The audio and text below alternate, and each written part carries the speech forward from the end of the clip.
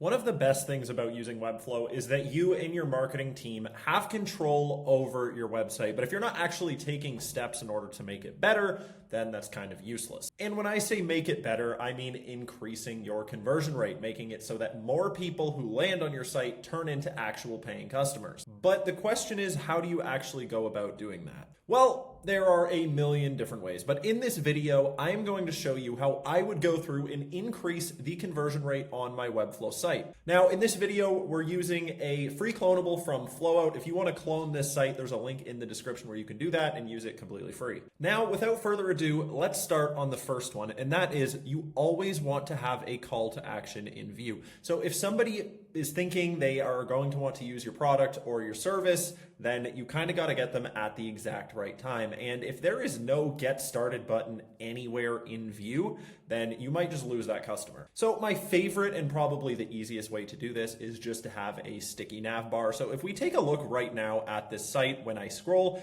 as you can see, the nav bar doesn't follow along with us, but the nav bar has a call to action, which in this case is clone it. So the easiest thing to do is just to set this to sticky so that it follows you around. So I'm going to do that right now. All right, so just like that, as you can see, as you scroll through the entire page, there is a call to action button in view no matter where you are with just a few clicks. So while we're here on the nav bar, there's one more thing that I want to do in order to increase conversion. So as you can see here, we have features, we have pricing, we have testimonials, we have FAQ, we have news, we have preview, and we have clone it. That is a lot of different things. In my opinion, usually the best thing to do is to have as little as possible in your nav bar, because even though you're providing the user with a whole bunch of paths for information, which is nice, what you really want to do is funnel them into what you want them to do, which is, well, convert. So I'm going to go ahead and simplify this nav bar for better conversions. So now our nav bar contains 5 options total. 1, we have the logo, which leads to the homepage, which is standard practice. We have features because people are going to want to know about the product. There's only so much funneling you want to do. You don't want to leave things in the dark. We have pricing because, again, they're going to need to know the pricing. We have testimonials for social proof, and we have a get started button. That is it. This is more likely to convert than if you have a whole bunch of different things in your nav bar, and it doesn't take very long to do. You need to delete things, not add things. So the next thing that I would do to increase the conversion rate on this page is to add some sort of social proof into the header. So when people are on your site, they may be looking to do a deep dive. They may also just be looking for something that solves their problem, and they're going to judge in just a few seconds, can your business do that or can it not? And right now in this hero section, all that we have is speaking from the company's standpoint. So I can add something in here. I can make it super fancy and pretty, or I can just use some simple text, which I'm going to do for the sake of demo in this video, just to show that other people have had their problems solved by our business. So let me add something now, and then we'll take a look. So below the CTA button right here, I just added a little piece of text that says 1,975 plus businesses set up a homepage in minutes using Rocket. So what I did there is this. Somebody is going to take a look at that clone it button and think for a second, should I clone this? And chances are, based on my knowledge of who would be using this,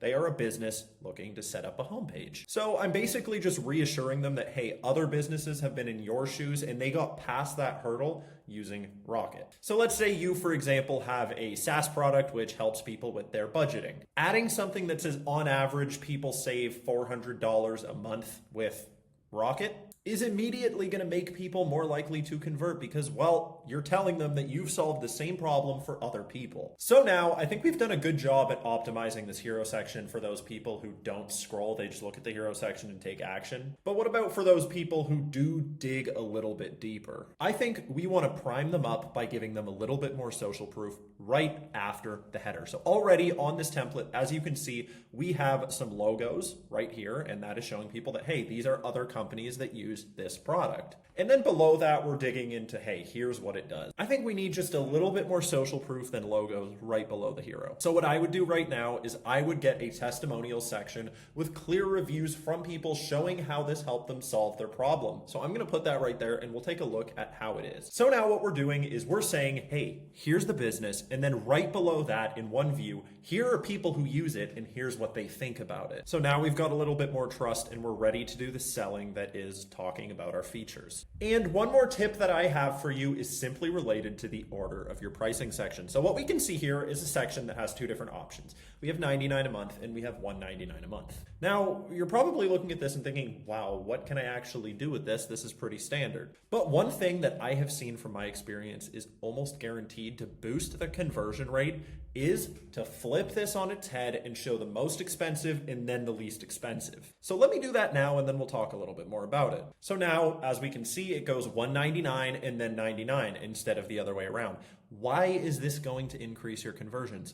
Well, here's the thing. We English speakers, we read from left to right. So if it's showing me the cheapest and then the most expensive, naturally I'm gonna see 99 and then I'm gonna move on. I'm gonna see 199 and I'm gonna think, oh, okay, that's a little bit more money. So by flipping this on its head, what we're doing is we're getting the shock out of the way right at the beginning. We're saying 199, and then after that, there's also a $99 a month plan. Immediately, by comparison, your cheaper plan is going to look better. As silly as this may seem, from my experience, every single time this has led to an increased conversion rate. So there are a million different things that you can do to increase the conversion rate on your Webflow site. In this video, we've just covered a few, and if you ask me, this is going to convert so much better. That being said, don't ask me, ask your users. Depending on the type of business that you are, it may be better to have, let's say, more information in your nav bar. It may be better to introduce the product a little bit more before you get into social proof. There is no science when it comes to what is going to convert better on your website. From my 10 years of experience of being a Webflow developer, often focused on conversion rate optimization,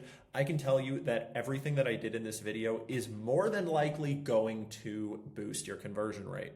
But I cannot promise you anything. There is only one real way to increase your conversion rate in a proven way, and that is by running A/B tests. So if I were you, I would take all of the simple things that I did in this video and I would set up an A/B test for them. So you can set up an A/B test in any way you want, but my recommendation to you is to use Optibase. There is a native Webflow app that's going to make your experience so much easier. You're not even going to have to leave the dashboard. If you want to learn how to use Optibase, go to the link in the description. And if there's anything that's helped your conversion rate that I missed in this video, please leave a comment and let us know so that anyone else watching this video can check it out and hopefully benefit from that too.